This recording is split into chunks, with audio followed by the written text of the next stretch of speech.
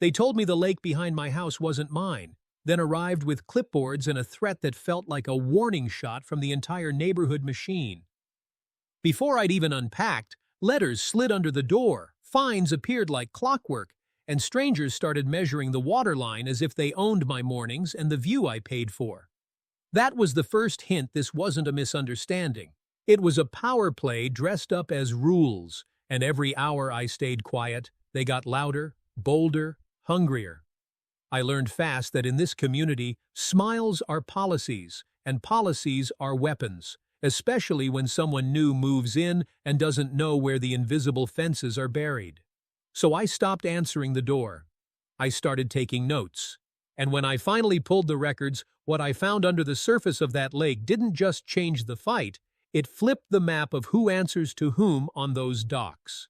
If they wanted a war over lines and water, they were about to discover the one boundary they couldn't redraw without asking me first.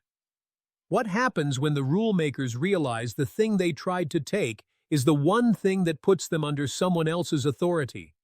Will they fold or double down and drown? The house wasn't flashy, but it felt like relief. The kind of place that softens the edges after a long day and makes an ordinary life feel earned. Mornings began with the same small rituals. A coffee mug warmed in both hands, the quiet hum of sprinklers ticking in neat arcs, the lake throwing back a soft light that made the kitchen counters glow. The street was predictably calm, runners with reflective vests nodding without slowing, strollers clicking over sidewalk seams, and a parade of leashed dogs that all seemed to know the same route by heart. It felt like a place that taught the body to unclench, a neighborhood rehearsing the same gentle choreography, day after day. There were rules, of course, pages of them, printed in a font that looked like it disliked questions. But they arrived in a neat packet inside a welcome basket wrapped with satin ribbon. Between the cookies and the folded map of walking trails sat a booklet with tabs and polite warnings, the kind that sounded less like advice and more like a calendar of consequences. It spoke in a voice that was careful, almost tender. Paints must be harmonious, lawns tidy, water features maintained, and everything else subject to approval from a board no one could quite point to on a map. That was the first hint that order wasn't merely encouraged here, it was curated, measured, and enforced as if tranquility were a brand. Still, normal life took root quickly. Boxes flattened and stacked in the garage, a set of mismatched patio chairs facing the lake, an extra key taped under the grill for no one in particular. Weeknights melted into small comforts, the steady thrum of a dishwasher, the scrape of a chair on tile, a lamp switched off with the satisfying promise that tomorrow would look exactly the same. Neighbors waved the way people do when they don't expect conversation. Brief, crisp, practiced. A few names at us ched themselves to faces. Mr. Laurent with the clipped hedges, the couple who jogged in matching windbreakers, the woman who walked a perfectly groomed golden retriever with a name like a gemstone. The lake, though, that felt like the anchor. It was the kind of view that simplified decisions. Where to sit, how long to linger, when to let a day end. Fishermen sometimes appeared at dawn, silhouettes against a waterline so still it looked ironed. On windy afternoons, the docks trembled and settled, wood talking in small groans like an old house learning a new season. And on weekends, golf carts traced a lazy circuit from one cul-de-sac to the next, a soft chorus of batteries and courtesy. It was normal enough to be forgettable, which made it feel safe. But normal has edges, and this one showed itself in tiny catches in the day. A clipboard at the corner of a neighbor's porch, harmless until it wasn't. A sign on the community board near the mailboxes reminding residents about maintaining shoreline consistency, with the kind of phrasing that sounds helpful until a person wonders who decides what consistency looks like. A message thread in the community app escalating from friendly reminders to capitalized instructions about dock usage during quiet hours, no context attached. The notices didn't point at anyone in particular, they just hung there, as if waiting for a new name to attach themselves to. The first letter arrived on a Wednesday, light as it hit the counter but heavy in tone. The header was formal, the body polite, and the closing line Arctic. A reminder about submitting exterior changes for approval, with a reference to water-adjacent alterations that didn't exist. It read like a script written for someone else but mailed here by mistake, until the next envelope arrived with a list, a checklist to be exact, including the shoreline, the dock, and something called community water access etiquette. The language was careful, elliptical, and edged with implication, the sort that invites compliance without ever stating an accusation. Still, the days kept their rhythm. Dawn light on tile, the measured tick of sprinklers, the steady work of making a place feel familiar. A potted fern took to the shade by the back door. A solar lantern found its place on the patio. The small decisions that add up to ownership accumulated like pebbles in a jar. And yet, the lake's quiet began to sound less like peace and more like a held breath. Neighbors started to linger a little longer at the edge of the property line, eyes flicking. Not hostile, not friendly, just measuring. A man in a branded polo traced slow steps near the dock, pausing to jot something, then leaving with a nod, too crisp to be casual. A woman in a sun hat held her phone at chest height while checking her steps, the lens glancing toward the water like an accusation she hadn't decided to make yet. These weren't quite interactions, not yet. They were rehearsals. The second packet was thicker. It contained diagrams, a map of the lake, a sketch of the docks, a highlighted section labeled Common Access that overlapped neatly with the view from the patio. There were dates circled, a meeting time, and a line about community cohesion that sounded like a smile that didn't touch the eyes. The request was framed as collaboration, but the checklist at the back was a countdown. And still, ordinary life made its argument. A grocery list pinned to the fridge, a towel left to dry over the patio chair, a neighbor's birthday balloon drifting along the fence line before catching on a post and surrendering to the wind. This is what people come to neighborhoods for, the gravity of routine, the soft edges of shared space. But gravity can shift when someone else thinks they own the ground beneath a person's feet. On Sunday morning, a new sign appeared at the end of the street. Dock Access, Community Managed Area. The arrow pointed vaguely toward the water, not to the shared dock a few houses down, but toward the private stretch that framed the patio view like a promise. The sign wasn't anchored straight. It favored the property by a few inches, the way a picture leans when the nail isn't centered. A small thing, easy to ignore, if a person didn't understand how small things are used to test how much people will tolerate. That afternoon, another envelope, another tone, clarifying expectations, ensuring harmony, aligning usage with community standards. The phrases stacked like pillows around a blade. It wasn't a demand yet, it was a prelude. Normal life kept pace, but with a new gravity. The lake still threw light across the countertops, the patio still gathered the day's last warmth, yet each routine now held a filament of tension, a quiet question embedded in the view. What is shared, what is owned, and who decides the difference when a line on paper slides under a door like a threat in a polite envelope? The home wasn't a battleground yet. It was simply a place that had learned to listen, to the way carts slowed near the water, to the way neighbors' voices changed when they reached the fence, to the way rules arrive wearing a smile and leave with a signature, and to the way a person can love a view enough to read the fine print twice. A tightly wound neighborhood can look serene from a distance, lawns stitched into perfect lines, docks in neat rows, a lake that mirrors the sky so cleanly it feels like a lie. But serenity is a costume that tears at the seams once someone starts tugging at the rules. The first real tug was a clarification letter that arrived with the tone of a handshake and the precision of a subpoena, listing observed irregularities in shoreline maintenance and community-managed access points that overlapped with a patio view that had been private since the ink dried on the deed. The phrasing was surgical, designed to leave no fingerprints, not an accusation, merely a notice, not a demand, merely a reminder, not a threat, merely a timetable. Tucked at the bottom, an invitation to a meeting that read like a verdict scheduled in advance, with attendance encouraged, but decisions to proceed regardless. The next week, the neighborhood's choreography shifted. Golf carts that used to hum past now idled at the curb's edge, their drivers pretending to adjust sunglasses while scanning the waterline like auditors with a quota. The man in the branded polo returned, this time with a rolling measuring wheel and an assistant carrying a clipboard, stepping off distances with the kind of focus reserved for crime scenes or land grabs. They spoke softly, the way people do when they expect to be overheard but want the words to sound reasonable if repeated later.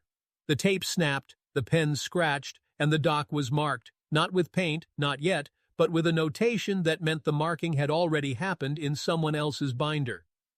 The first fine wasn't large, which made it easier to call it a misunderstanding. $45 for unapproved shoreline ornamentation, a phrase so sterile it could be mistaken for nothing, except that it referred to a solar lantern hung on a hook installed years before move-in. The misunderstanding multiplied. $75 for dock usage after quiet hours, a rule that lived nowhere in the welcome packet but floated through the community app like a rumor that had voted itself into fact. A warning followed for non-compliant vegetation near water's edge, attached to a photo of a fern in a pot 3 feet from the shore, the kind of image that proves less than it intends because it proves too much. The letters arrived in a rhythm, predictable enough to feel mechanical, personal enough to feel like someone had appointed themselves the keeper of the view. The invitation, no, the summons, came next. A board meeting in the multi-purpose room near the mailboxes, with neutral chairs and a scent of carpet cleaner that did nothing to mask the smell of anticipation. The board members arranged themselves behind a folding table like judges in a school play, papers stacked, pens aligned, smiles fixed. They thanked attendance, they referenced community cohesion, and then the agenda turned to clarifications regarding shoreline access protocols, with such smoothness that a bystander might think the matter had already been settled. They spoke in language polished by repetition: harmonize, align, standardize. As if the goal wasn't to take, but to match, to make the lake look the same from every angle, regardless of who actually owned the view. When the deed was mentioned, the chair nodded graciously and assured that deeds matter, in most cases, before pivoting to historic patterns of use, community expectations, and easements implied by long-standing practice. Phrases that are soft until a person realizes they bite. A vote was proposed to clarify signage placement and access lanes, and hands went up that had never once waved hello on the sidewalk. The motion passed before the pen lifted from the paper. Afterward, neighbors approached with the practiced sorrow of people who dislike conflict but love outcomes that benefit them. We're all just trying to keep things simple. It's always been a shared resource. No one's taking anything, we're just aligning expectations. The chair closed the meeting with a cheerful reminder that compliance avoids fines, fines avoid hearings, and hearings avoid legal escalations, a ladder with rungs greased by the same hand that insists it wants everyone on solid ground. The next morning, the sign reappeared, this time straight, this time anchored. Community dock access, arrow nudging the private shore like a nudge that stops being gentle 1 inch at a time. Foot traffic increased, then normalized, because people normalize anything they do twice without consequences. A teenager cut across the gravel with a tackle box. A jogger paused to stretch a foot on the dock. A pair of men in matching caps discussed the merits of the deeper channel while standing on wood they didn't have to ask permission to stand on. Each incident was small, each incident was forgivable, and forgiveness is how boundaries dissolve. Complaints filed in return were met with cheerful bureaucracy. We appreciate the feedback. We'll review at the next meeting. We're sorry for any confusion regarding community-managed features. The documentation was requested: title survey, plat map, dock installation approvals from years past. And copies were made, then scanned, then misplaced, then found, then deemed informative but not determinative. A phrase so polished it could be printed on a doormat. Meanwhile, finds matured like fruit left in a bowl, ripening, softening, attraction, paying attention, and then flies. Late fees appeared, then compounds for ongoing non-compliance, and a courtesy notice warned of a lien process that sounded hypothetical until it didn't. The lake itself became a ledger. Kayaks began to launch from the private shore with the ease of habit, and the pattern, once established, defended itself. "We've always done it," is an argument that grows roots if the ground is left undisturbed. Then a boat tied up temporarily to the dock, the rope looped with practiced hands, the apology offered with a smile that asked for a favor while pocketing the change.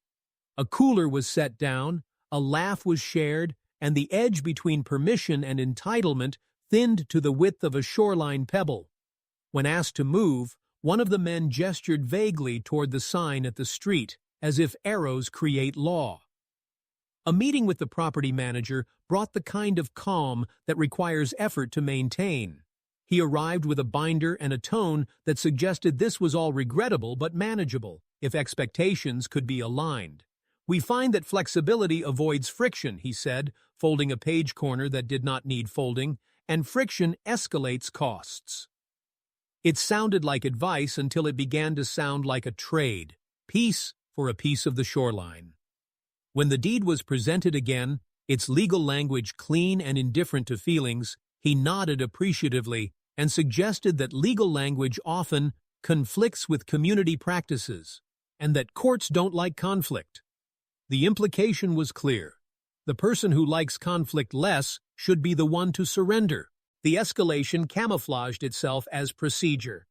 A compliance inspection was scheduled for 8 a.m. on a weekday without confirmation required, which meant that at 7:58 a.m. a small procession of clipboards and quiet shoes arrived at the gate.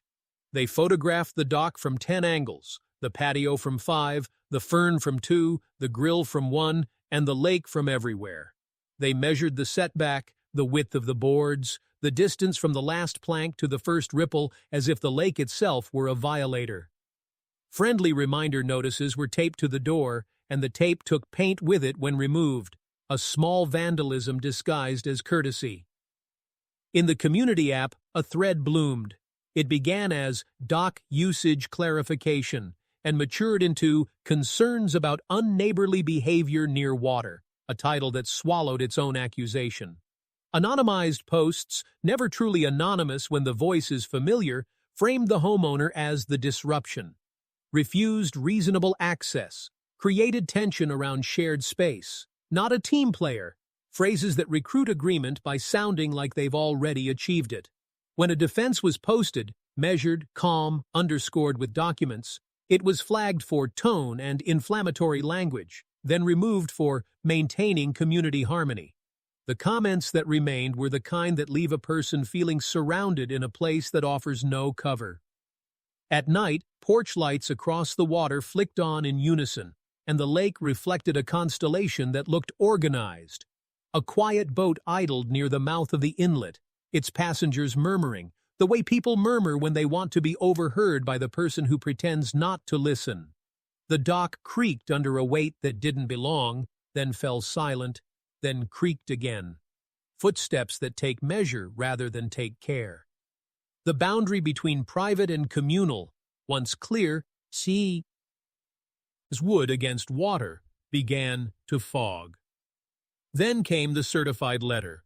The phrase, "order to comply," sat bold at the top, as if shouting in a quiet room. The demands were precise: remove unapproved fixtures within 7 days, permit temporary access adjustments to facilitate dock uniformity, cease obstruction of community access paths under penalty of fines escalating to lien and litigation. The dates were not chosen, they were assigned. Buried in the middle was a line about clarifying ownership boundaries per community map, and the map enclosed was not the plat map from the county, but a simplified diagram that placed all ambiguity on the edge of the patio. The signature was illegible in the way signatures become when they are used too often. When the county records were pulled, the plat map was unambiguous. The deed included the shoreline, the dock, and a sliver of the lake, the kind of sliver people argue over because small things are easier to take. The survey stakes were old but present, their tops painted a faded color that still insisted on being seen. A call with a real estate attorney confirmed what the paper already said. Ownership was clear, easements were explicit, and nothing in the deed surrendered control of the dock or the shore. What the attorney also said, gently, wearily, was that clarity on paper and clarity in practice do not always match. The difference is pressure, and pressure is applied over time. So pressure was answered with structure. A log was started. Dates, times, names, photos, copies of letters, screenshots of app threads before deletions. A camera was placed at the edge of the patio, pointed at the dock, legal in every way and obvious enough to be noticed. A sign, clean, minimal, accurate, was installed next to the path. Private dock, no community access. Refer to County Plat, Mandasom Mowam. The communication to the board was professional and final. Cease harassment, remove misleading signage, and confirm in writing that the dock and shoreline are private property, or the next communication would be through counsel. The tone was the opposite of the app thread. It did not plead. The board responded with something that read like disappointment rehearsed into policy. We're saddened by the confrontational stance. We had hoped for collaboration. Your actions have escalated tensions. The kind of phrases that reframe defense as offense. They proposed a temporary compromise. Allow community access during certain hours while long-term solutions are explored. When that was declined, politely, legally, they accelerated. A hearing date was set. A special committee was formed. The community map was updated on the website, and the arrow at the end of the street now had a twin near the path.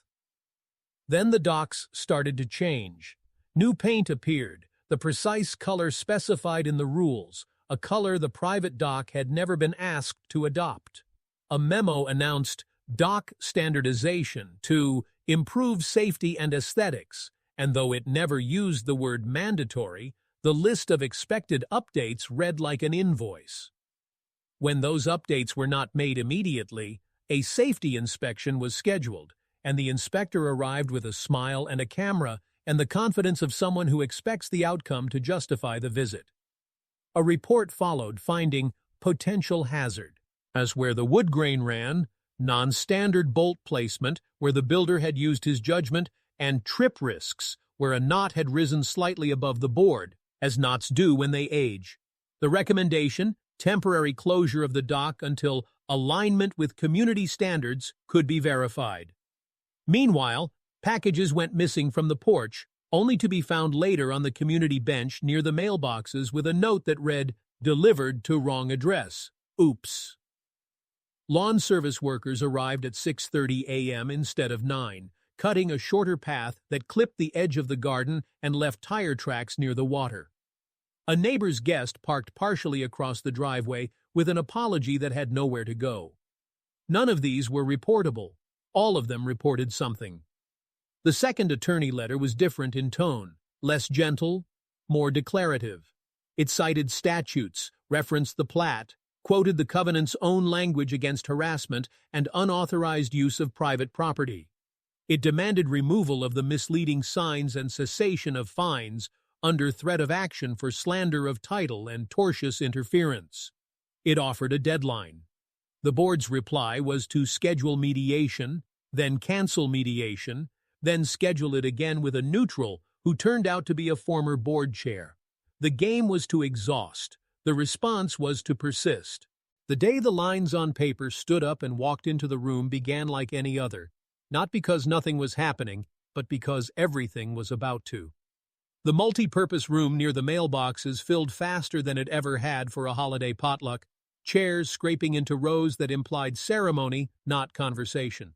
On the center table, copies of the agenda, a printed community map, and a fresh stack of provisional access guidelines, their pages still warm from a printer that had been working to make ambiguity look official. The board sat aligned, pens in a row, smiles in place, the choreography of control rehearsed to the millimeter. The chair opened with the language of calm, de-escalation, community value, productive dialogue, phrases that work only when no one is holding a fact that cuts through them. The fact arrived in a folder, not with a flourish, with the quiet finality of gravity. A county email was printed and excerpted, the zoning officer's words precise. No authority over private docks, absent a recorded easement. None exists. Remove misleading signage. Cease directives implying community control of private shoreline. Alongside it, deed and plat, unchanged by months of provisional language, outlined a shoreline and a dock the same way a spine outlines a human, structure that doesn't ask for permission to be believed. And then the letter that changed the temperature in the room by 10 degrees, the Marina Cooperative's agreement file, with maps that looked like arterial lines across the lake, landing on a coordinate labeled Control Point C, the private dock, whose owner's signature authorized pass-through access during low water to keep the entire system operational. The board's arrows had pointed inward for months. The cooperative map pointed outward, and for once, all the arrows agreed where they began. The chair tried to speak before the paper cuda. The words came shaped like stewardship and safety, like harmony and history. The county document didn't argue. It rendered those words decorative. The homeowner didn't raise a voice. The folder did.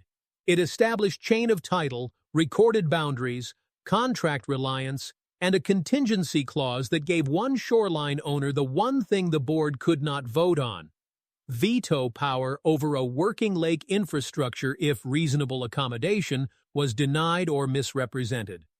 This was the turn, not the end of the climb, but the ridge where descent becomes inevitable. Pacing tightened like a drumhead. The board attorney asked for time to review context, a phrase that dissolves facts into fog when permitted. It wasn't permitted. A sequence of exhibits came in threes, the rule of three doing its quiet work. County, deed, cooperative, map, minutes, maintenance order, fines, footage, flagrant misrepresentation. Each set landed with the weight of a reveal, not a twist. The known unknown finally read aloud in a room trained not to hear it. The twist waited under the next page. The footage played on a portable screen facing the room, ambient hum silenced by attention. Night vision grain, timestamp clear. A board member loosening a dock bolt. Teenagers tugging at a private dock sign. A man photographing the patio through fence slats, careful to keep the flash off. The board attorney objected to relevance, then to tone, then to the inference of affiliation. The objection wasn't sustained or overruled. It evaporated in the projector's light. The chair's smile changed shape, a public narrative colliding with a personal timeline. The story of us, rewritten by the story of now in real time. A ticking clock was introduced, not invented, acknowledged. The cooperative's low-water window began in 2 weeks.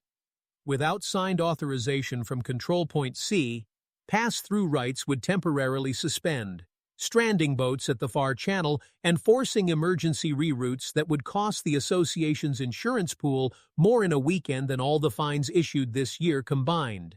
The maintenance contract had a penalty clause for preventable operational disruptions, and the paper trail, board minutes, signage orders, inspection memos, stacked like kindling under that clause. It wasn't just an argument about a dock anymore. It was a ledger about to move from black to red in front of witnesses. The chair pivoted to process, form a subcommittee, invite mediation, pause fines, cooling off period. The pacing said no. A prepared statement, short sentences, clear deadlines, was read into the room. Rescind all fines and notices. Remove all misleading signage. Issue written acknowledgement that the shoreline and dock are private and not subject to community access or standardization. Provide a public correction on the website. Confirm by 5 p.m. today, or the homeowner would execute rights under the cooperative agreement to suspend pass-through authorization and file the complaint already drafted, with exhibits attached and county council CC'd. This wasn't a threat. It was the sequence in which truth would be filed. Silence performed its own theater. In that quiet, the story's theme clarified: ownership versus optics, law versus the illusion of law, community as cover versus community as contract. The chair turned to the board attorney, who turned to the paper, which did not return the look. A motion to recess failed to find a second. A motion to table died where it sat. The room, neighbors, fence-sitters, beneficiaries of ambiguity, watched the arithmetic of power inveigh. Then came the public humiliation that wasn't spectacle so much as sequence. A board member, the one from the footage, stood to propose temporary acknowledgement of the private status pending legal review. A face-saving euphemism crafted to move ink without admitting it had always been dry. The county email was read aloud, verbatim. Words like misrepresentation and enforcement were not softened. The cooperative clause was summarized. Without affirmative consent from Control Point C, dock network operations cannot rely on implied access. Any assertion of such by non-owners constitutes breach. The vote was called. Hands rose as if pulled by the same string that had lowered them for months. Unanimous. A murmur traveled the room. Not approval, not outrage, realization. Paper was passed to the chair to sign the acknowledgement. The pen hovered, then touched, then punctured the performance that had sustained this for so long. The acknowledgement named the dock and shoreline as private, declared the signs unauthorized, ordered their removal, rescinded fines, and instructed the property manager to update the website with corrective language within 24 hours. It also committed the board to a review of compliance practices in consultation with council and the county. The words were functional. The moment was not. It burned. The day after the vote, the neighborhood woke up to find that power leaves footprints when it changes direction. The website carried a correction in crisp language. The fines vanished from the portal, and the community access arrows were stripped from the posts like old stickers, leaving lighter rectangles of grass as quiet proof that an illusion had been peeled away. A maintenance email went out to everyone. Clarifications regarding private shoreline boundaries. And for once, the clarifications clarified rather than clouded, citing the county's position instead of the board's preferences. The dock sat in the morning sun untouched, unmeasured, not a project or a battleground, just wood over water. A normal object restored to itself. But resolution is not just subtraction, the removal of threats, the rescinding of charges. It's the addition of practices that keep the next storm from looking like the last one. Council drafted a stipulation with the HOA's attorney. No signage implying public access on or toward private shoreline. No standardization directives applied to private docks. No fines for water-adjacent features without explicit covenant authority and recorded easements. Violations trigger stipulated fees payable by the association, not homeowners. It wasn't dramatic. It was durable. The county acknowledged receipt and noted the HOA's compliance file now included a caution. Future misrepresentation would accelerate enforcement rather than invite reminders. Quiet consequences were made visible on paper where they matter most. Neighbors adjusted faster than apologies could be written, because communities are good at practicing whatever is easiest once it's named. The jogger who used to stretch on the dock stopped at the path's edge. The fisherman launched from the public access like he had before the arrows. The teenager with the tackle box waved a sheepish he. Hello and chose the longer route without being told. The lake's choreography reverted, then refined. Not everything returned to how it was, some of it became better. Boundaries made interactions cleaner, and clarity made courtesy less performative. For a few weeks, carts slowed near the shoreline like cars approaching a new stop sign, learning to brake with their eyes before their feet. Inside the board, the ripple was not cosmetic. The member caught on camera returned his resignation with the hardware he had taken. The chair remained but moved with the care of someone who had learned that narrative only holds when it aligns with fact. A compliance audit was commissioned by counsel, reviewing 1 year of fines and notices, identifying categories that had drifted from covenant text into custom, then into control. Several homeowners received refunds and formal apologies, short letters, direct language, no euphemisms, to correct what had been taken by policy disguised as preference. In the minutes, the word harmony appeared less. The word authority appeared with citations. For the homeowner, impact arrived in 2 languages, relief and responsibility.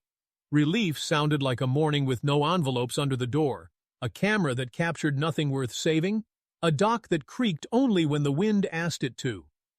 Responsibility sounded like updating a binder not with battles, but with boundaries. Copies of the stipulation, the county emails, the cooperative authorization letter with its condition that HOA messaging never contradict private status again. Protection, like peace, is maintained in maintenance, labels, logs, and lines that will outlive the memory of the storm. Subplots found their closes the way doors do after they've been rehung, quietly, correctly, without sticking. The lawn service that clipped the garden reimbursed and redrew their route map.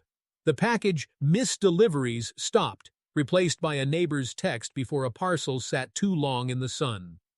The tone policing in the community app ebbed when the rules for moderation were rewritten to match the covenants instead of the moderator's moods. Archived threads reopened with context, then locked with a note explaining why. Little things flipped the way big things had, from assumptions to agreements, from impressions to entries. The cooperative's Control Point C became more than a label. It became a lens. Once a buried clause, it was now folded into seasonal routines. Each spring, an email would confirm pass-through authorization. Each fall, the HOA would reaffirm in writing that its signage and notices remained aligned with recorded ownership. The homeowner's signature didn't dangle like leverage. It sat like a keystone, visible, necessary, and unremarkable, because it did what keystones do: hold pressure without moving. The board learned the difference between leverage and liability. Leverage builds cooperation when tied to truth. Liability builds conflict when tied to wishful maps. Pacing softened by design, giving the story room to breathe without surrendering the clarity won at the crest. Weekends sounded like they used to, a grill lid rising with a gentle clank, the soft thud of a cooler on wood, laughter that didn't carry the edge of territory debates. A new neighbor moved in 2 doors down. The welcome basket included cookies, a trail map, and, newly added, a 1-page summary, understanding private versus common areas, written in plain language with 3 bullet points and 2 maps, the actual ones. The font looked like it welcomed questions now. At the next annual meeting, something unusual happened. People stayed until the end, not for drama, for design. The agenda included a Covenants 101 segment that read like an owner's manual instead of a leash, a QA that treated confusion as a system error, not a personal failing, and a vote to codify the new signage rules into policy so they couldn't be reinterpreted to mean the opposite next season. The homeowner sat in the back row, binder closed. There's a satisfying kind of quiet that comes when the loudest thing in a room is the sound of a policy being written correctly. Consequences extended beyond this shoreline. Word traveled the way it always does in neighborhoods, through text threads, over fences, via cousins who sit on boards in other communities. An HOA a few miles away, dealing with its own clarifications around a shared path, asked for the template stipulation. Another borrowed the Covenants 101 outline and adapted it for townhomes. The county's zoning office updated its website with a short FAQ. HOA authority versus private property lines. linking to statutes and a one-page complaint pathway for homeowners experiencing misleading directives. Small signals multiplied into standards, and standards are how one person's ordeal becomes everyone's prevention. There were losses, too, honestly counted because closure without cost feels counterfeit. Trust, once bruised, didn't spring back. It regrew like skin. Functional, slightly different, more careful about sunlight. Relationships with a few neighbors stayed cool, not cruel. Nods instead of conversations, distance instead of debate. The dock had a scar where a bolt had been forced and then replaced. It held fine, but the scar told the story truer than any statement. The homeowner kept the camera, not out of fear but out of respect, for the fact that boundaries protect best when they're remembered. If the climax resolved the what, the resolution redefined the how and why. How communities claim authority, by consent, not custom. Why boundaries matter, not to isolate, but to give cooperation edges to press against without tearing. The theme threaded itself visibly now. Resilience isn't loud, it's repeatable. Fairness isn't a mood, it's a map. And clarity isn't conflict, it's care. The dock became a symbol not of possession, but of precision, where law and neighborliness meet without needing to wrestle. Months later, a storm rolled over the lake with the quick temper of summer. Wind pushed the water into small fists. Rain smudged the view into charcoal. The dock pitched and complained and then settled.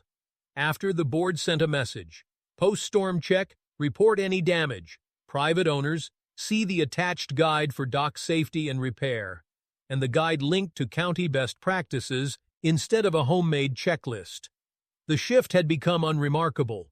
The extraordinary had been absorbed into ordinary process, which is where victory belongs if it hopes to last.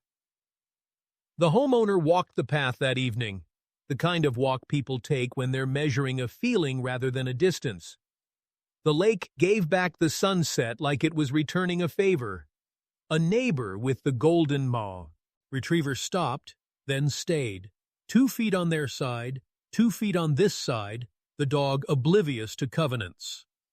They talked about the weather, then gutters, then, carefully, about how fast things can turn strange when paper stops telling the truth. It wasn't a reconciliation. It was something better. Recognition. The app, once a stage for slow-motion pile-ons, now spotlighted maintenance schedules, lost and found notices, and the occasional photo of a heron lifting into mourning. A thread about quiet hours appeared with actual bylaw references. It ended with thanks rather than verdicts. The moderation policy pinned at the top included a simple promise: we will cite what we enforce. In a small but telling move, the board replaced the Report Neighbor button with Report Issue, and the form asked for a covenant reference before it accepted a submission. Systems teach behavior. This one had started teaching accountability,